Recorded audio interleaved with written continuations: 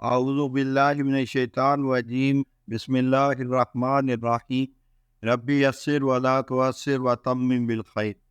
آج میں جس موضوع پر بات کروں گا وہ ہے عبادت کی برکت۔ ایک شخص تھا، اس نے ایک غلام خریدا۔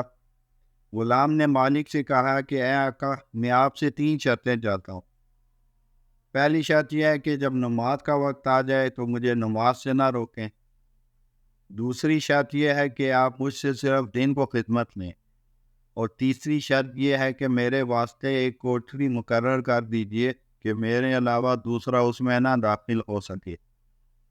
آقا نے یہ سب شرطیں منظور کر لی۔ اس غلام نے مکان کی کوٹریوں کا چکر لگایا اور ایک ویران کوٹری کو پسند کیا۔ آقا نے کہا کہ تم نے یہ ویران کوٹری کیوں پسند کی ہے؟ اس نے کہا کہ اے میرے سردار، کیا آپ کو یہ نہیں معلوم کہ ویران مقام اللہ تعالیٰ کے ذکر سے آباد ہو جاتا ہے؟ چنانچہ وہ غلام رات کو اس کوٹری میں رہنے لگا۔ اتفاقاً اس کے آقا نے ایک رات شراب اور ناچ رنگ وغیرہ کی ایک مجلس منعقد کی۔ بس جب آدھی رات ہوئی اور اس کے دوست منتشر ہو گئے تو مالک اٹھا اور گھر کا چکر لگایا۔ جب غلام کے حجرے کی چھت پر پہنچا تو کیا دیکھتا ہے کہ اس میں نور کی ایک قندیل ہے جو اوپر سے نیچے کو لٹکی ہوئی ہے، اور وہ غلام سجدے میں اپنے پروردگار سے دعا کر رہا ہے اور کہہ رہا ہے کہ اے میرے معبود، تو نے دن میں مالک کی خدمت میرے ذمہ واجب کر دی ہے۔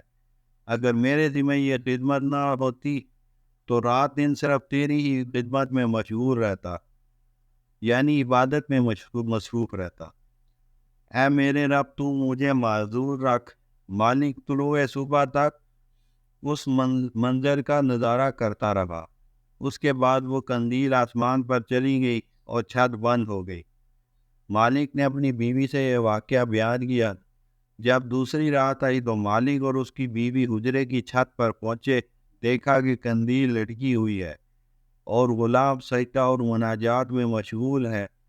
اگلے دن میاں بیوی نے غلام کو بلایا اور اس سے کہا کہ تو اللہ کے واسطے آزاد ہے، تاکہ تو اس ذات پاک کی عبادت کے واسطے فارغ ہو جائے جس سے تو معذرت کرتا تھا۔ اور ان دونوں نے غلام کو اس کی ان کرامتوں سے باخبر کیا جو انہوں نے گزشتہ رات میں دیکھی تھی۔ غلام نے یہ سن کر دونوں ہاتھ اٹھائے اور کہا کہ اے میرے معبود، میں نے تجھ سے دعا کی تھی کہ میرا راز کسی پر نہ کھولیے اور میرا حال ظاہر نہ کیجیے۔ اب جب کہ تو نے اس کو فاش کر دیا ہے تو میری روح قبض کر کے اپنے پاس بلا لے۔ چنانچہ وہ مردہ ہو کر گر پڑا۔ اللہ تعالیٰ اس پر رحم کرے۔ وآخر دعوانا الحمد للہ رب العالمین۔